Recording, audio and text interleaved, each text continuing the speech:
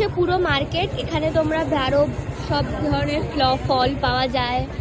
এখানে তোমরা যদি কিছু কেনাকাটি করো, জামা কাপড় এইদিকেও আছে, প্রচুর আছে। মানে বেসিক্যালি আজকে হচ্ছে আমরা একটু ফল খাবো। এখানে তোমরা কাটা ফলও বিক্রি হয়, ঠিক আছে। আম খুব ভালো এখানকার, আম খাবো ইচ্ছা আছে। আম খাবো ইচ্ছা আছে। ওটা ওইটা দেখো কি আছে, কি আছে ওটা? তাই তুমিও না সত্যি, ও মানে যা তা দেখাবে। জানি না তোমরা ভিডিওতে দেখেছো কিনা, তো যাই হোক, তো দাঁত বার করছে।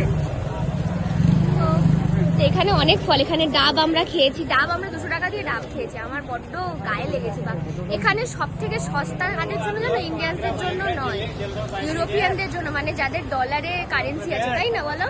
যাদের ডলারে কারেন্সি তাদের খুব সস্তা লাগে, কারণ 65-70 করে। এখানে তো এক থাই ভাত সমান 3 টাকা আমাদের এতে, প্রচুর সস্তা। বাট আমাদের কাছে খুব কস্টলি। 100 ভাত করে একটা, মানে 300 টাকা। একটা ওই যে পোর্টেবল ফ্যান হয় না মেকআপের জন্য, যেগুলো শোকায়, ওটা এখানে কত বললো? 150 না 120 ভাত সামথিং বললো। তো প্রচন্ড কস্টলি। দেখো যেখানে ট্রলিগুলো আছে, এতে এই গলিতে এইখানেও আছে। কস্টলি হচ্ছে আমাদের ইন্ডিয়ানসদের জন্য, বাট ফরেনারদের জন্য খুব চিপ, খুব সস্তা। এই যে এই কটসেট টাইপের এইগুলো যেমনি সবাই এখানে পরে।